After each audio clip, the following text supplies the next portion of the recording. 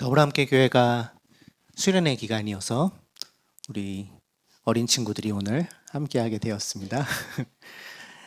설교를 짧게 해달라고 저희 딸이 청탁을 넣었는데 네, 뭐 다 준비한 걸 해야 되기 때문에 네, 오늘 짧게 하겠다 이렇게 할 수는 없고 뭐 길지는 않을 것 같긴 합니다만 네.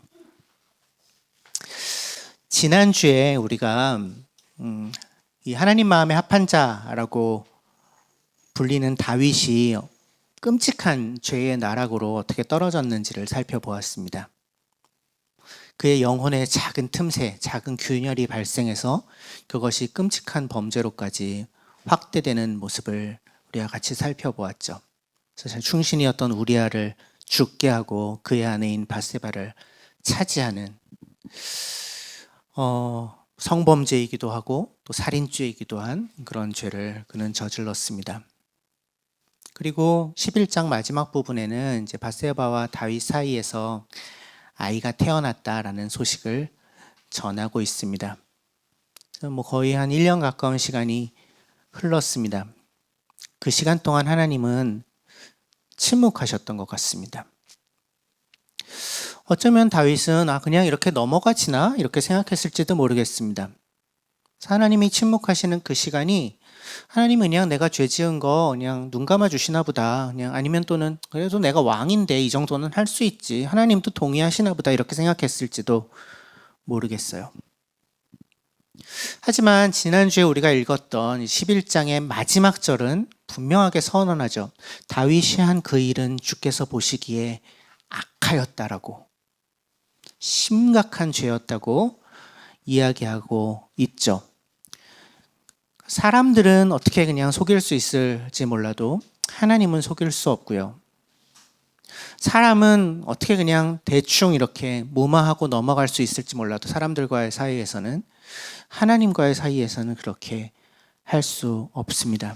결국 하나님이 침묵을 깨고 다윗의 죄를 드러내 다루기 시작하는 것이 오늘 우리가 나눌 이야기입니다. 하나님은 결코 끝까지 침묵하지 않으시는 분이시기 때문에 그렇습니다. 우리도 다윗과 같은 마음을 품을 때가 혹시 있지 않나요?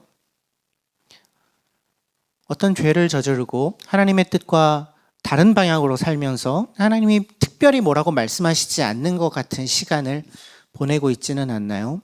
그래서 일정 기간 그런 시간들이 지나가고 이제는 뭐 괜찮겠지 이렇게 마음을 놓아본 적은 없나요? 하지만 하나님이 잠시 침묵하실 수는 있어도 끝까지 침묵하시지 않는다는 것을 우리는 기억해야 합니다. 하나님이 침묵하시는 것은 우리의 죄를 그냥 봐주시겠다는 증거가 아닙니다. 하나님이 그 죄를 다루시기에 가장 적절한 때를 기다리고 계신 것이죠. 하나님은 정의 그 자체이시기 때문에 죄와 악을 미워하십니다. 그것을 반드시 다루세요.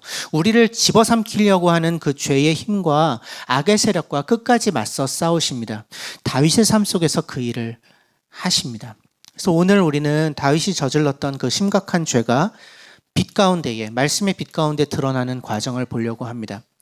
죄로 무너진 우리가 하나님 앞에 나아갈 수 있는 유일한 길, 진정한 회개가 무엇인지에 대해서 우리가 좀 봤으면 좋겠고요. 또 죄를 향한 하나님의 그 단호한 정의와 그 죄인을 향한 동시에 그분이 베푸시는 그 놀라운 은혜와 사랑이 어떻게 조화가 가능한가를 좀 살펴보는 그런 시간이 되기를 바랍니다. 그래서 사무엘하 12장 1절부터 14절까지 말씀 함께 읽도록 하겠습니다. 시작. 주님께서 예언자 나단을 다윗에게 보내셨다. 나단은 다윗을 찾아와서 이런 이야기를 하였다. 어떤 성읍에 두 사람이 살았습니다. 한 사람은 부유하였고 한 사람은 가난하였습니다. 그 부자에게는 양과 소가 아주 많았습니다. 그러나 그 가난한 사람에게는 사다가 키우는 어린 암양 한 마리밖에는 아무것도 없었습니다. 그는 이 어린 양을 자기 집에서 길렀습니다. 그래서 이 어린 양은 그의 아이들과 함께 자라났습니다. 어린 양은 주인이 먹는 음식을 함께 먹고 주인의 잔에 있는 것을 함께 마시고 주인의 품에 안겨서 함께 잤습니다. 이렇게 그 양은 주인의 딸과 같았습니다. 그런데 그 부자에게 나그네 한 사람이 찾아왔습니다. 그 부자는 자기를 찾아온 손님을 대접하는데 자기의 양떼나 소떼에서는 한 마리도 잡기가 아까웠습니다. 그래서 그는 그 가난한 사람의 어린 암양을 빼앗아다가 자기를 찾아온 사람에게 대접하였습니다. 다윗은 그 부자가 못마땅하여 몹시 분개하면서 나단에게 말하였다. 주님께서 확실히 살아계심을 두고서 맹세하지만 이런 일을 한 사람은 죽어야 마땅합니다. 또 그가 그런 일을 하면서도 불쌍히 여기는 마음이 전혀 없었으니 그는 마땅히 그 어린 암양을 4배로 갚아주어야 합니다. 나단이 다윗에게 말하였다. 임금님이 바로 그 사람입니다. 주 이스라엘의 하나님이 이렇게 말씀하십니다. 내가 너에게 기름을 부어서 이스라엘의 왕으로 삼았고 또 내가 사울의 손에서 너를 구하여 주었다. 나는 내 상전의 왕궁을 너에게 넘겨주고 내 상전의 아내들도 내 품에 안겨주었고 이스라엘의 사람들과 유다의 나라도 너에게 맡겼다. 그것으로도 부족하다면 내가 내게 무엇이든지 더 주었을 것이다. 그런데도 너는 어찌하여 나 주의 말을 가볍게 여기고 내가 악하게 여기는 일을 하였느냐. 너는 햇사람 우리아를 전쟁터에서 죽이고 그의 아내를 빼앗아 내 아내로 삼았다. 너는 그를 암몬 사람의 칼에 맞아서 죽게 하였다. 너는 이렇게 나를 무시하여 햇사람 우리아의 아내를 빼앗아다가 내 아내로 삼았으므로 이제부터는 영영 내 집안에서 칼부림이 떠나지 않을 것이다. 주님께서 또 이렇게 말씀하십니다. 내가 너의 집안에 재앙을 일으키고 내가 보는 앞에서 내가 너의 아내들도 빼앗아 너와 가까운 사람에게 주어서 그가 대낮에 너의 아내들을 욕보이게 하겠다. 너는 비록 몰래 그러한 일을 하였지만 나는 대낮에 온 이스라엘을 바라보는 앞에서 이 일을 하겠다. 그때 다윗이 나단에게 자백하였다. 내가 주님께 죄를 지었습니다. 나단이 다윗에게 말하였다. 주님께서 임금님의 죄를 용서해 주실 것입니다. 그러므로 임금님은 죽지는 않으실 것입니다. 그러나 임금님은 이번 일로 주님의 원수들에게 우리를 비방할 빌미를 주었으므로 바세바 임금님 사이에서 태어난 아들은 죽을 것입니다. 무뎌져 있는 이제 괜찮겠지, 이제 그냥 넘어가지겠지라고 그냥 무뎌져 있는 그 다윗의 양심을 깨우기 위해 하나님은 선지자 나단을 다윗에게 보내십니다. 나단은 다윗에게 찾아와서 이야기 하나를 전합니다. 우리 주변에 이런 일이 있었는데 왕께서 어떻게 생각하시는지 좀 말씀해 주십시오. 재판관 역할을 좀 해주십시오. 아마 이렇게 이야기를 했겠죠. 큰 부자가 있었고 가난한 자가 그 옆집에 살고 있었는데 큰 부자에게는 양들도 많고 소들도 많았는데 가난한 사람에게는 자기가 마치 딸처럼 아껴서 키우는, 그러니까 가축이 아니라 애완동물, 가족 같은 존재인 어린 남양 한 마리만 있었습니다. 근데 그 부자는 자기가 힘이 있다는 이유로 또 자기 것을 아끼겠다는 이유로 자기에게 찾아온 손님을 대접하는데 자기 양과 소를 잡지 않고 옆집에 사는 그 가난한 사람의 어린 암양을 빼앗아다가 그것으로 자신의 손님을 대접했습니다. 이 사람은 어떤 벌을 받아야 됩니까? 그러니까 나단이 다짜고짜 죄를 지적하는 것이 아니라 비유의 이야기를 사용하죠. 이 이야기를 들은 다윗은 분개합니다. 어떻게 그런 일을 할 수가 있지? 그런 일을 한 사람은 죽어 마땅합니다. 그리고 그가 끼친 손해의 4배는 갚아주어야 됩니다. 바로 그 순간 나단이 소리치죠. 당신이 그 사람입니다. 임금님이 바로 그 사람입니다. 이것이 선지자 나단을 보내서 하나님이 다윗에게 하셨던 하나님의 말씀이었습니다. 네가 그 사람이다. 모든 것을 다 가지고 있으면서도 이웃이 가진 하나의 소유를 빼앗아다 자기 욕심을 채운 그 악랄한 사람이 바로 너다. 하나님의 말씀은 어둡고 은밀하게 숨겨져 있는 우리의 그 마음의 방에 빛을 비추는 것과 같습니다. 어둠 속에서는 더러운 것들이 잘 보이지 않습니다. 우리가 이렇게 살고 있는 실내 공간에 먼지가 얼마나 많은지 언제 혹시 알 수 있는지 아시나요? 햇빛이 강하게 비칠 때 가장 잘 알 수 있습니다. 먼지가 떠다니는 것이 그제서야 보이죠. 평소에는 보이지 않는데 빛 가운데에서는 수많은 먼지들이 적나라하게 드러납니다.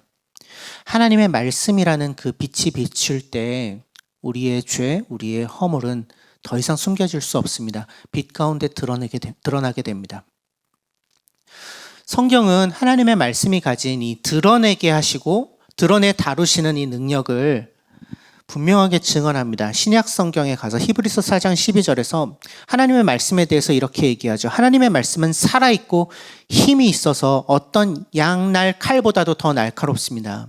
그래서 사람의 속을 꿰뚫어서 혼과 영을 갈라내고 관절과 골수까지도 갈라내서 그 마음에 품고 있는 생각과 의도까지도 밝혀냅니다. 그 역할을 하나님의 말씀이 합니다. 그 칼과 같이 찔러 들어가서 드러내놓는 역할을 하나님의 말씀이 합니다. 라고 성경은 증언하고 있습니다. 이어지는 13절에는 강의 안에 들어있지 않지만 이렇게 얘기합니다. 하나님 앞에는 아무 피조물도 숨겨진 것이 없고 모든 것이 그의 눈앞에 벌거숭이로 드러나 있기 때문에 우리가 그분 앞에서 모든 것을 드러내 놓아야 마땅하다고 이야기합니다. 우리가 성경을 볼 때, 그리고 주일 말씀을 들을 때, 그냥 좋은 이야기, 그냥 듣기에 좋은 이야기, 배울 점들이 많은 이야기, 이렇게 그냥 생각하고 넘어가기가 참 쉽습니다. 근데 성경은 하나님의 말씀을 그저 그렇게 좋은 이야기, 그냥 따를 만한 이야기라고 얘기하지 않습니다. 하나님의 말씀은 살아있고 힘이 있어서 우리의 모든 내면을 찔러서 쪼개 드러내는 역할을 한다. 성령께서 그 일을 하신다. 그렇게 말씀으로 일하신다라는 이야기를 하고 있습니다. 마치 병원에 갔을 때 엑스레이나 MRI나 CT나 이렇게 우리 안을 들여다볼 수 있는 어떤 도구들을 우리가 사용하는데 그런 것들을 통해서 우리 몸속에 밖에서는 드러나 보이지 않는 문제들을 드러내죠. 마치 그것처럼 하나님의 말씀이 우리를 찔러 들어와서 나 자신도 사실은 잘 깨닫지 못하고 있거나 애써서 외면하고 있었던 마음속 깊은 곳에 있는 생각, 죄된 생각을 밝히 드러낸다는 것입니다. 하나님의 말씀이 그 역할을 한다는 거죠. 그래서 우리가 성경을 읽다가 또는 설교 말씀을 듣다가 마음이 불편해질 때가 있는 것입니다. 이거 내 얘기하는 것 같은데? 목사님 또 표적 설교 하시네? 이런 마음이 들 때. 마음이 찔릴 때가 있어요. 그때가 언제입니까? 하나님의 말씀이 우리를 찔러 들어오는 순간입니다. 살아있고 운동력이 있는 하나님의 그 말씀이 우리의 마음속에 숨어있는 생각과 의도를 밝혀내는 순간이에요. 그러니까 아프죠. 불편하죠. 근데 그게 증거입니다. 하나님의 말씀으로 내게 일하고 계시다는 증거요. 그렇기 때문에 말씀을 읽거나 듣다가 마음이 불편해지고 내 숨겨놓은 죄가 드러나는 것 같아서 부끄러워지고 이런 생각이 드는 건 좋은 일입니다. 피하거나 두려워해야 할 일이 아닙니다. 그렇지 않습니까? 병원에서 의사가 병을 치료하기 위해서 제일 먼저 해야 되는 건 뭐예요? 진단을 제대로 내리는 것입니다. 어디에 어떤 문제가 있는지. 그래서 엑스레이도 찍고 MRI도 찍고 CT도 찍는 겁니다. 어디를 어떻게 고쳐야 될까를 알기 위해서. 그러니까 하나님이 말씀으로 우리의 숨어있는 마음과 생각을 드러내시는 것은 어디를 다루셔야 되는지를 정확하게 찾아내기 위함입니다. 그러니까 우리를 정죄하고 벌하고 망신 주기 위해서 그 일을 하시는 것이 아니라 우리가 그 죄를 깨닫고 그 죄가 치료되고 하나님 앞에서 하나님께서 그 죄를 다루어서 우리를 다시 온전한 회복으로 이끌어 가시기 위해 말씀으로 우리에게 일하시는 거죠. 나단이 전한 하나님의 말씀이 다윗에게 그 일을 하고 있는 것입니다. 그 얘기를 전했을 때 다윗이 더 이상 스스로를 방어하거나 변호할 수 없었습니다. 그 빛 앞에서, 말씀의 빛 앞에서 다윗은 자기의 실체를 그대로 직면했죠. 자기가 얼마나 탐욕스러운 자인지, 얼마나 잔인하고 이기적인 죄인인지를 자신의 마음으로 똑똑히 깨닫게 된 거죠. 그 말씀의 빛을 통해서. 숨기려 했던, 속이려 했던, 덮어버리려고 했던 그 마음 깊숙한 곳에 있는 의도까지도 드러나고 만 것입니다. 임금님이 바로 그 사람입니다. 하나님이 당신의 죄를 알고 계세요. 당신의 그 죄에 대한 대가를 반드시 치르게 하실 것입니다. 라고 얘기하는 그 나단의 말 앞에서 다윗이 어떻게 반응합니까? 13절이죠. 내가 주님께 죄를 지었습니다. 라고 반응합니다. 즉각적으로 반응해요. 다윗은 깨달은 거죠. 자기의 죄가 우리아라는 한 사람을 죽이고 한 가정을 파괴하고 그 관계들, 또 충신과 자신과의 관계도 파괴하고 또 자기 자신의 인격조차 파괴한 것을, 그것이, 그 모든 것들이, 그리고 궁극적으로는 하나님에 대한, 왕이신 하나님에 대한 반역이었음을 깨달은 거죠. 그냥 넘어가 보려고 했는데 그렇게 될 수 없구나. 제가 하나님 앞에서, 주님 앞에서 죄를 지었습니다. 제가 죄인입니다. 고백합니다. 그 처절한 깨달음이, 죄에 대한 깨달음이 이 사건에서 다윗이 지었던 노래 시편 51편에 담겨 있습니다.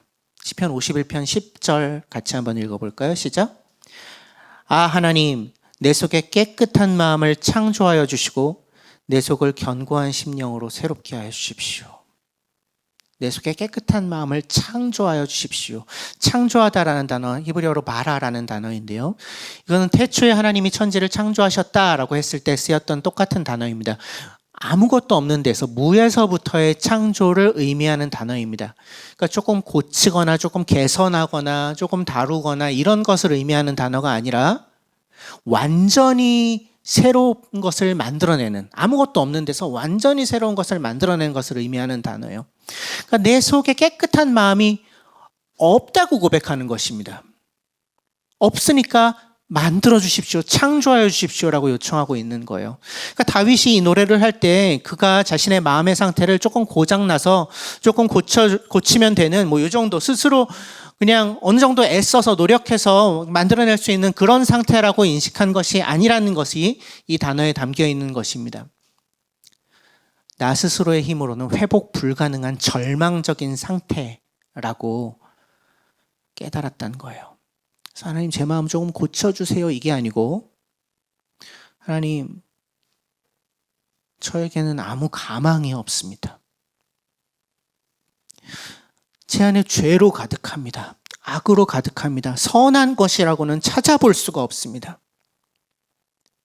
그러니 주님, 내 안에 선한 마음을 창조해 주십시오. 내 속을 견고한 심령 또는 정직한 영, 이렇게 번역하는데 개역성경에는 정직한 영을 새롭게 부어주십시오. 주님이 그 일을 하지 않으시면, 주님이 창조의 능력으로 그 새로운 일을 하지 않으시면 저에게 소망이 없습니다 라는 절규가 이 노래에 담겨 있는 거죠.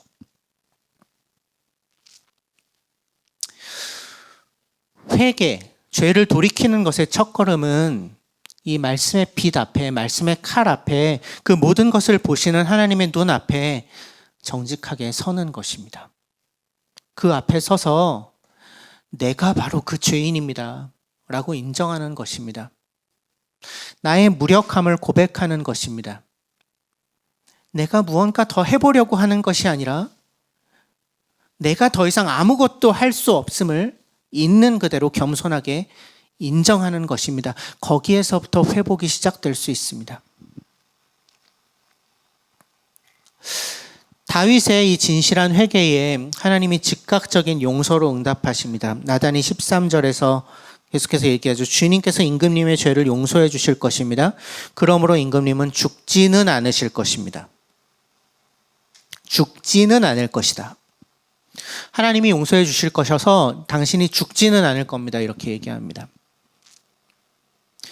이건 뭐 단순히 지금 당장 즉사하지 않아요, 이런 의미가 아닙니다. 성경에서 얘기하는 죽음, 특별히 하나님께서 이야기하시는 죽음은 하나님과의 관계의 단절을 의미하거든요. 그러니까 사울 왕이, 다윗 왕이 하나님께 완전히 버림받았을 때 그는 이 하나님과의 언약 관계에서 단절되었습니다. 그래서 그는 죽은 것과 다름없는 상태였죠. 하나님께 버림받아서 왕위가 폐위되고 하나님의 영이 떠나고, 사울이 불순종을 반복했을 때 일어났던 일인데, 다윗이 죽지는 않을 것이라는 이 나단 선지자의 이야기는 다윗 역시 죄를 저질렀지만 하나님 앞에 진실하게 회개했기 때문에 적어도 하나님과의 언약 관계는 이어질 것이다 라는 의미입니다. 진실하고 진정한 회개가 있을 때 하나님과의 관계가 회복될 수 있습니다. 그래서 영원한 죽음, 하나님과의 언약 관계가 끊어지는 것을 모면할 수 있어요. 진실한 회개가 그것을 가능케 해요. 그런데 문제는 그게 다가 아니라는 것입니다. 나단 선지자가 다윗의 죄를 지적할 때 다윗이 저지른 그 죄에 대해서 그가 앞으로 치러야 할 무거운 대가들을 쭉 얘기합니다. 10절에서 14절에 걸쳐서 그 얘기를 쭉 계속해서 하죠. 칼이 다윗의 집에서 영원히 떠나지 않을 것이다. 그러니까 폭력이 계속 일어날 것이라, 피 흘림이 계속해서 있을 것이란 얘기. 다윗의 아내들도 대낮에 욕보이게 될 것이라는 얘기. 그리고 밧세바와의 사이에서 낳은 아들이 죽게 될 것이라는 이야기, 세 가지 정도가 언급됩니다. 그리고 이 일들은 결국 다 실현됩니다. 이 사무엘하 이 다음 장 13장부터 쭉 시작되는 다윗의 남은 생애에 나단이 선포했던 이 죄의 대가들이 하나씩 끔찍할 정도로 정확하게 성취되는 과정을 볼 수 있어요. 다윗의 집안에서 정말 칼부림이 끊이지 않습니다. 자기의 아들 압살롬의 반역을 마주해야 됐죠. 그리고 그 아들들이 서로 죽고 죽이는 왕위 다툼을 하는 일들도 일어나고요. 온갖 끔찍한 일들이 그 가정 가운데 일어난 일이 있고, 또 다윗의 아내가 그 반역한 아들 압살롬에 의해서 대낮에 욕보이게 되는 일들도 일어나고, 아들들이 죽는 이 밧세바와의 사이에서 낳은 아이를 비롯하여 아들들이 또 암몬이라든지 등등 그 아들들이 죽는 여러 비극을 결국 대면하고야 맙니다. 이건 어떤 것을 의미하죠? 회개했고 하나님이 용서하셔서 죽지는 않을 것이라는 선언을 받았지만 여전히 다윗이 저지른 죄의 대가들은 그냥 남아 있었다는 것을 의미합니다. 용서가 이 대가를 다 해결할 수 없었다는 얘기예요. 그러니까 사람이 지은 죄가 그냥 덮어지지 않는다는 말입니다. 회개해도 죄 용서받았다는 선언을 받아도 그 죄가 만들어낸 상처와 그 죄의 여파, 그 결과들은 여전히 남아 있다는 거죠. 나중에 후회하고 돌이켜봐도 이미 저질러진 죄가 이 땅에 남긴 끔찍한 그 상처들을, 그 흉터들을, 그 파급 효과들을 완전히 되돌릴 수는 없다는 겁니다. 회개했다고 해서 이미 저지른 죄를 그냥 없는 걸로 쳐주는 일이 하나님에게는 있을 수 없다는 얘기입니다. 하나님 분명히 용서가 많으신 하나님, 자비가 풍성하신 하나님, 사랑의 하나님이시지만 동시에 그분은 정의와 공정의 하나님이시기 때문에 죄의 대가를 그냥 없는 걸로 해주시지 않는다는 얘기를 하고 있는 것입니다. 그래서 다윗은 하나님의 용서 선언을 받았음에도 불구하고 그가 저지른 죄의 대가를 평생 동안 짊어지고 살았어야만 했습니다.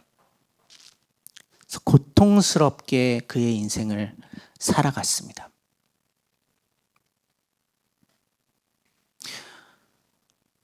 그런데 성경이 여기에서 이 이야기를 멈추지 않습니다. 우리를 더 큰 이야기, 더 위대한 이야기로 이끌어가죠. 다윗은 용서받았음에도 불구하고 죄의 대가를 평생 동안 치러야만 했지만 우리는 그렇지 않다라는 이야기를 성경은 합니다. 왜? 예수님의 십자가 때문에. 십자가에서 하나님의 공의와 하나님의 사랑이 완전하게 동시에 실현되었다고 우리는 믿습니다. 그 십자가 위에서 하나님이 우리의 죄의 가장 중요한 대가를 예수님께 지으셨다. 우리가 받아야 할 모든 저주와 심판과 특별히 하나님과의 관계의 단절이라는 그 영원한 죽음이라는 죄의 궁극적인 대가를 예수님이 홀로 다 받으셨다. 그 십자가를 통해, 십자가 위에서 그리스도가 돌아가신 그 죽음을 통해 하나님의 공의가, 그러니까 죄를 절대로 그냥 넘어가지 않으시는 하나님의 정의가 완전히 실현되었다. 이것이 우리가 믿는 바죠. 동시에 하나님께서는 예수님을 믿는 그 십자가 공로가 우리에게 영향력이 있음을 믿는 우리들에게 완전한 의로움을 입혀 주십니다. 우리는 뭘 한 게 없지만 예수님이 십자가에서 대가를 치르셨기 때문에 더 이상 죄가 없는 자로 여김받고 하나님의 자녀로 다시 받아들여졌다고, 그것으로 우리를 향하신 하나님의 사랑이 완전히 성취되었다고 우리는 믿습니다. 그 용서와 용납과 사랑을 우리는 받았습니다. 그런데 거저받지 않았습니다. 어마어마한 대가가 치러지면서 그것을 받은 것입니다. 그래서 우리가 받은 그 용서, 용납이라는 은혜는 값비싼 은혜입니다.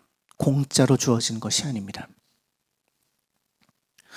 독일 신학자 본 회퍼가 값싼 은혜와 값비싼 은혜를 이렇게 구분해서 설명해요. 값싼 은혜는 회개 없는 용서, 책임 없는 신앙, 이것이 값싼 은혜다.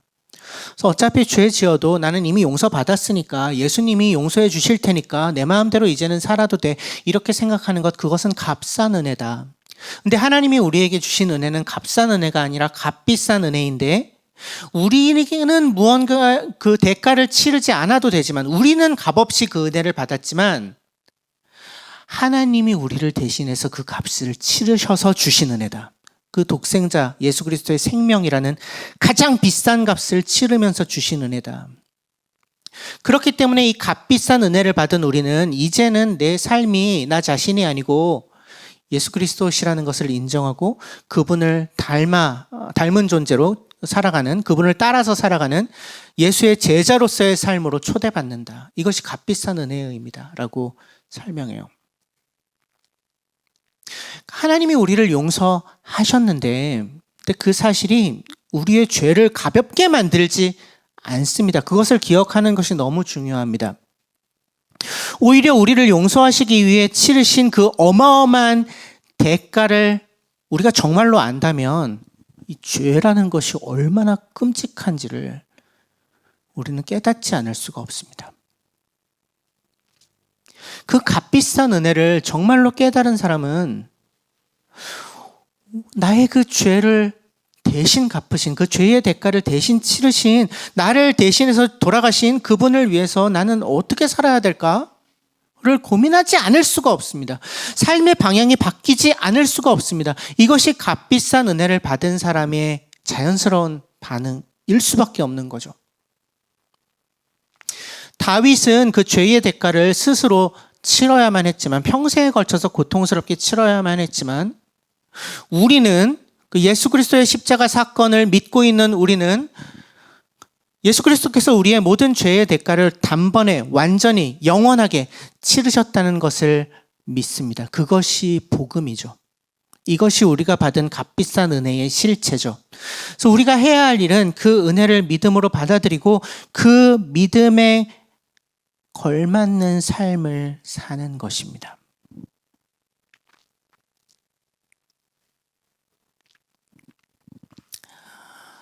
결국 죄와 은혜가 만나는 자리, 우리는 갈보리 언덕 위에 십자가에서 그 자리를 확인합니다. 오늘 우리는 이 말씀을 통해, 이야기를 통해, 다윗의 이야기를 통해 하나님이 죄를 어떻게 다루시는가를 봤습니다. 하나님이 죄를 결코 가볍게 여기거나 그냥 봐주고 넘어가시는 분이 아니라는 것을 보았습니다. 죄의 대가를 반드시 치러야만 한다는 것을, 그것이 하나님의 정의, 그분의 공의라는 것을 우리는 보았습니다. 나단 선지자가 임금님이 바로 그 사람입니다 라고 외쳤던 것처럼 하나님의 말씀이 너도 다윗과 크게 다르지 않다 라고 말씀하고 있지는 않습니까? 너의 마음에 숨어있는 욕심이, 이기심이, 자기중심성이 여전히 너를 하나님의 뜻과 다른 방향으로 이끌어가고 있지는 않느냐. 내가 편한 것, 나에게 좋은 것, 내가 보기에 괜찮아 보이는 것들을 선택하며 하나님의 뜻은 생각하지도 않고 살고 있는, 결국 그것으로 인해서 관계가 깨어지고 세상 속에서 맡겨진 역할들을 제대로 감당하지 못하고 결국은 나의 인격이 망가지는 다윗이 걸어갔던 그 길을 너도 걷고 있지 않느냐.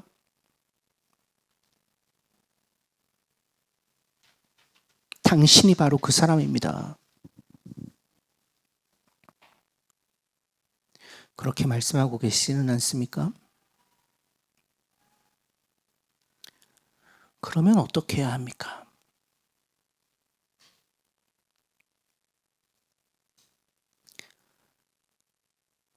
제가 주님 앞에 죄를 지었습니다. 정직한 고백이 먼저 필요합니다. 우리 힘으로 그 죄의 대가를 감당할 수 없다고 인정해야 하죠.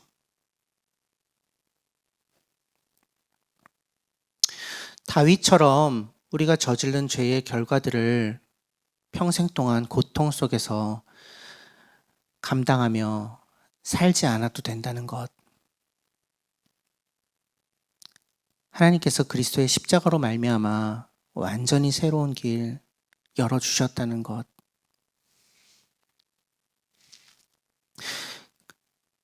그것을 믿는 믿음을 붙잡고 살아가는 것이 중요합니다. 어떤 사람들은 자기가 죄인이라는 것을 인정하면서도 그러니까 내가 책임지겠어 라고 그 죄의 대가를 스스로 감당하면 되지 이렇게 생각하며 사는 사람들이 있습니다.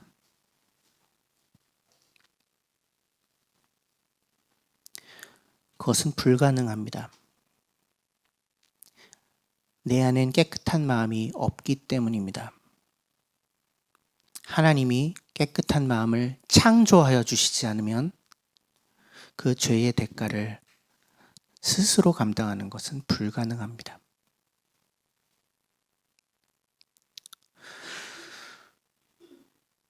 그래서 이번 한 주 어떻게 하시겠습니까? 예수 그리스도의 십자가 앞으로 나아가서 나의 그 죄의 대가를 다 치르신 그 십자가 앞에 그 값비싼 은혜를 믿음으로 받으며 그 은혜를 받은 자다운 삶을 살기로 선택하지 않으시겠습니까? 이번 한 주 물론 금, 토, 일 우리가 2박 3일 동안 수련회에 갑니다. 수련회에서 우리는 우리의 허영을 내려놓고 가면을 벗어버리고 또 사람들 앞에서 어떤 좋은 모습을 보이고자 하는 그런 거짓된 모습들을 벗어버리고 하나님 앞에 그리고 사람들 앞에 더 정직한 모습들을 드러내놓는 것들을 연습하는 시간이 될 것입니다. 우리가 함께 더 가까운 곳에서 그 시간을 보내면서 하나님 앞에서와 우리 서로 앞에서 자신의 있는 모습을 그대로 대면하며 하나님의 은혜에 빛 앞에 스스로를 내어놓는 시간이 이번 수련회가 될 것이라고 기대합니다.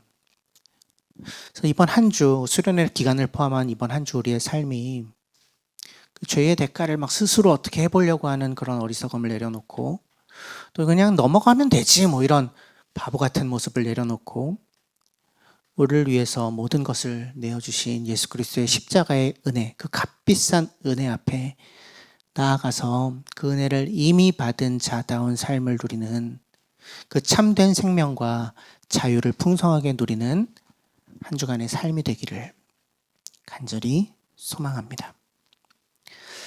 잠시 침묵하겠습니다.